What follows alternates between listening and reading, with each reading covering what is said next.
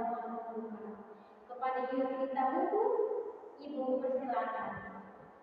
Marilah kita berdoa dalam nama Bapa dan Putra dan Roh Kudus. Amin.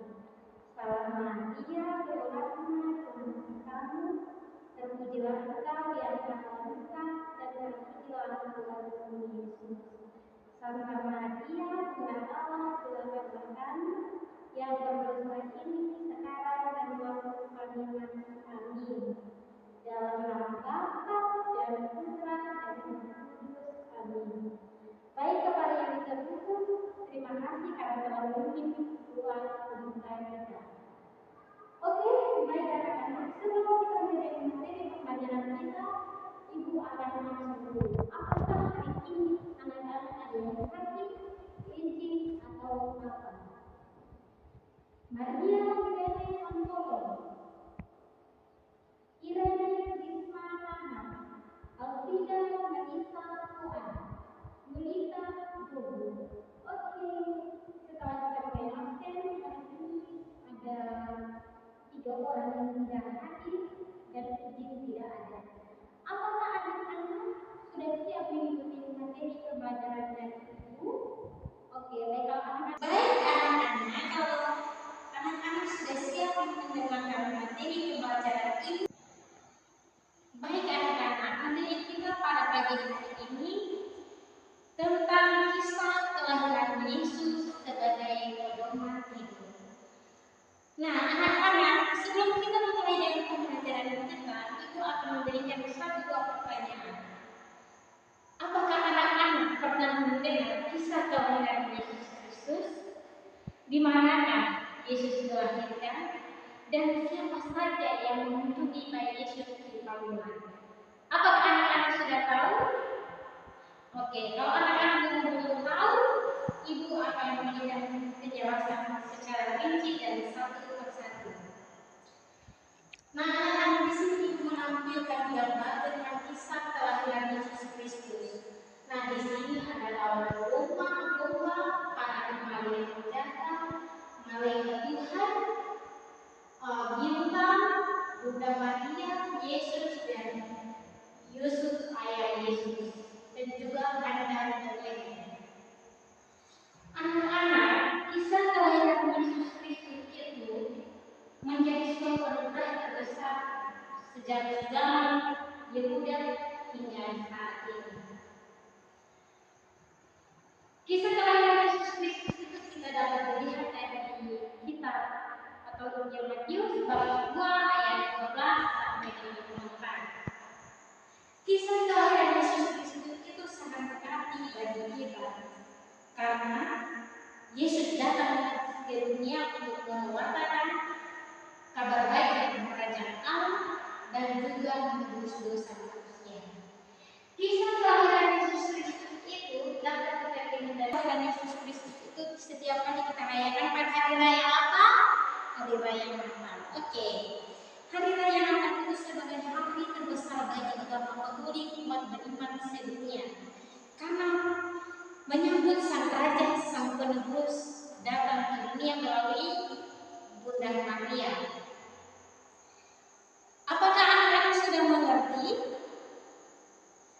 Sesuai dengan penjelasan Ibu hanya sedikit memberikan.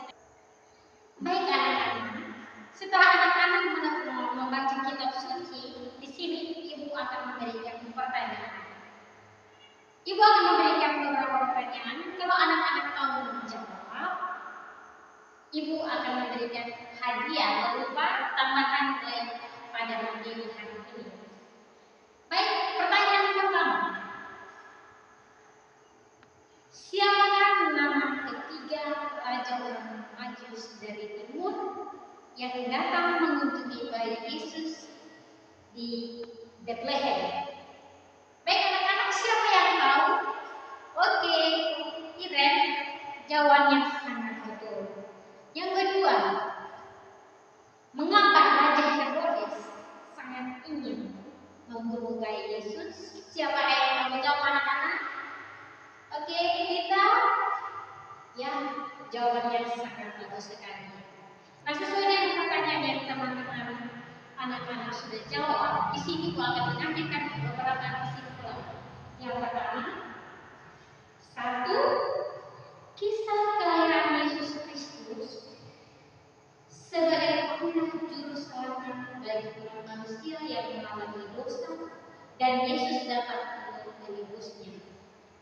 Yang kedua, Yesus adalah sang raja yang dilahirkan oleh seorang perawan yang dipilih oleh Allah sendiri untuk melahirkan sang penebus dunia. Yang ketiga, sebelum Yesus lahir, para malaikat sudah memberikan pemberitahuan kepada ayah Yesus, Yusuf, untuk memperistri Maria, mengambil Maria sebagai istrinya, bahwa Maria akan mengandung dari Roh Kudus. Yang ketiga, raja yang datang dari timur, raja dari timur, yaitu Baltasar, Melchior, dan Gaspar. Mereka itu raja dari negara lain.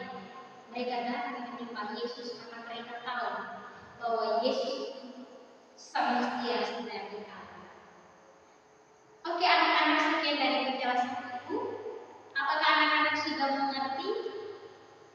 Oke, kalau boleh mengerti, di sini bakal menjelaskan tambahannya. Itu yang pertama, setiap hari raya Natal kita merayakan hari raya bersama keluarga, orang tua, maupun kerabat sahabat kita. Yesus lahir ke dunia itu bukan sekedar kudus, tetapi juga datang kemudian membangkitkan Bapa setelah menebus dosa manusia melalui hari raya Paskah. Apakah anak-anak sudah mengerti? Oke, baik, kalau anak-anak sudah mengerti, sebelum kita pada hari ini, Ibu menyampaikan bahwa anak-anak ada tugas secara individu dan dikerjakan masing-masing. Tugasnya adalah mendalami kitab suci dari 4 Injil. Yang pertama Injil Matius, Markus, Lukas, dan Yohanes. Kemudian membandingkan kisah yang mana yang menarik dalam keempat Injil tersebut. Yang kedua, anak-anak menggambar pohon Natal dan di sekitarnya ada bintang, matahari, dan lain sebagainya. Yang ketiga juga menggambar kandang mata sesuai keinginan anak-anak sendiri, tetapi buat yang menarik ya. Baik anak-anak, apakah tugas dari Kudus sudah jelas atau belum jelas?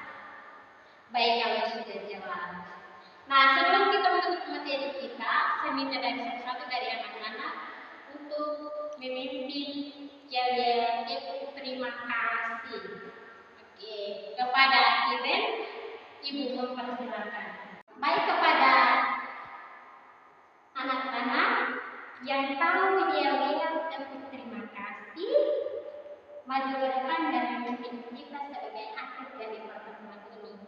Siapa yang tahu? Oke, Iren, aku silakan maju. Ayo maju, jangan malu-malu. Ayo maju, jangan malu-malu. Tepuk terima kasih. Hati ini, mulut ini, malu bila terima kasih. Baik, Iren Molo memimpin kita juga dalam doa ya. Marilah kita berdoa dalam nama Bapa dan Putra dan Roh Kudus. Amin. Salam Maria, penuh rahmat, Tuhan sertamu, terpujilah Engkau di antara wanita dan terpujilah buah Yesus. Salam Maria, Bunda Allah, doakan kami yang berdosa ini sekarang dan waktu kami mati. Amin. Dalam nama Bapa dan Putra dan Roh Kudus. Amin. Oke, terima kasih Rana Polo. Baik anak-anak, pertemuan hari ini cukup sampai di sini ya. Semangat belajar.